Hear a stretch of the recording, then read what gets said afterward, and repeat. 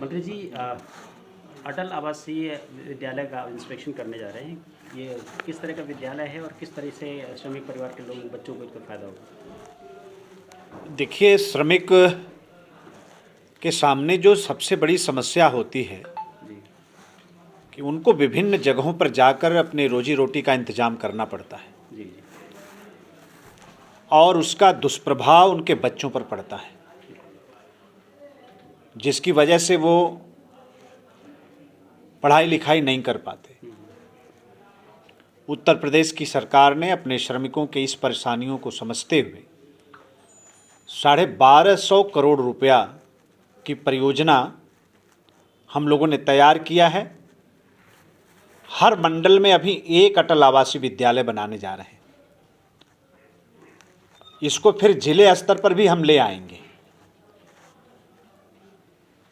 आज प्रयागराज में जो अटल आवासीय विद्यालय हमारा बन रहा है, आज उसके निरीक्षण का कार्यक्रम हमने बनाया है।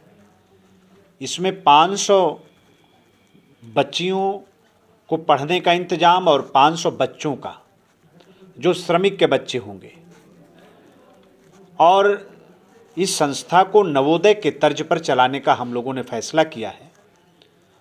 देश ही नहीं बल्कि दुनिया में जो अच्छी शिक्षण संस्था को संचालित करने वाले लोग हैं, हम उन लोगों को भी आमंत्रित कर रहे हैं कि वो आवें, हमारी संस्था को चलावें, संचालित करें।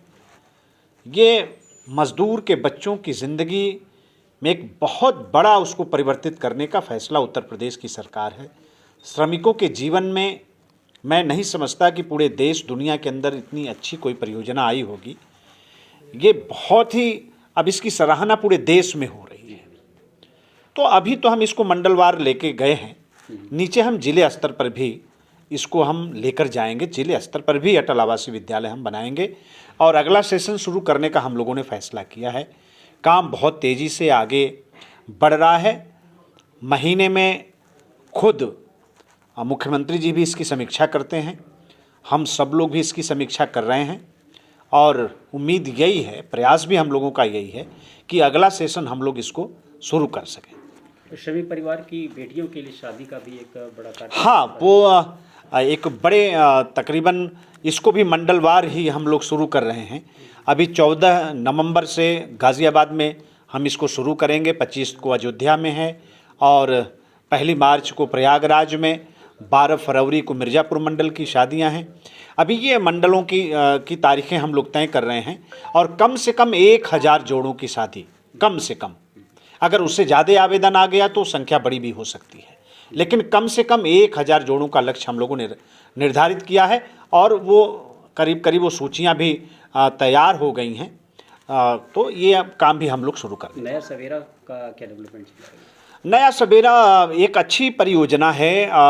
श्रमिक अपने आप को काफ़ी इस परियोजना को लाने का श्रमिक भी स्वागत कर रहा है। तो ये तमाम है। अभी तो हित लाभ की भी योजनाएं जो हमारे तरफ से, हमारे BOCW बोर्ड के तरफ से चल रही हैं, इस हित लाभ के कार्यक्रम को भी हम जनपदवार शुरू करने जा रहे हैं। अभी हमने 12 तारीख को लखनऊ के अंदर से इसकी शुरुआत की है। तो ये तमाम योजनाएं जो हमारा श्रमिक वर्ग है, मजदूर वर्ग है, जो आज सरकार के समर्थन में पूरी तरीके से खड़ा है और भारतीय जनता पार्टी की सरकार बनाने में जिसका बहुत बड़ा योगदान रहा है, ये सरकार पूरी तरीके से उनके साथ खड़ी है। मैनपुरी में चुनाव, मैनपुरी, रामपुर और जो उपचुनाव हो रहा है, तो आपको क्या लगता है, मैनपुरी तो मुलायम सिंह यादव की सीट है, घरेलू सीट है, उनकी निकल जाएगी? बदायूं भी जीते उनके घर की सीट, आजमगढ़ में भी लोगों ने क्या कहा, कन्नौज भी जीते उनके घर की सीट। आजमगढ़ में लोगों ने क्या कहा कि ये हमारा किला है, ढह नहीं सकता है, लेकिन आजमगढ़ की सम्मानित जनता ने परिवारवाद की राजनीति को मिट्टी में मिला दिया। और आप देखिएगा, मैनपुरी की भी सम्मानित जनता परिवारवाद की राजनीति को धूल में मिलाने जा रही है। भारतीय जनता पार्टी के उम्मीदवार ये बाई इलेक्शन जीतेंगे, भारतीय जनता पार्टी की विजय होगी। रामपुर में क्या लगता है, आजम खान की सीट है, आजम खान? हाँ, बिल्कुल जीतेंगे, बिल्कुल जीतेंगे, रामपुर भी जीतेंगे और भारी अंतर से रामपुर लोकसभा का उपचुनाव हम लोगों ने जीता है। अभी कितने दिन की बात है, अभी गर्मियों में तो जीता है और वही पुनरावृत्ति फिर होने जा रही। अच्छा, ओम प्रकाश राजभर थे पिछले विधानसभा चुनाव में, इस बार उनके साथ नहीं है, उनका कितना बड़ा फैक्टर होगा?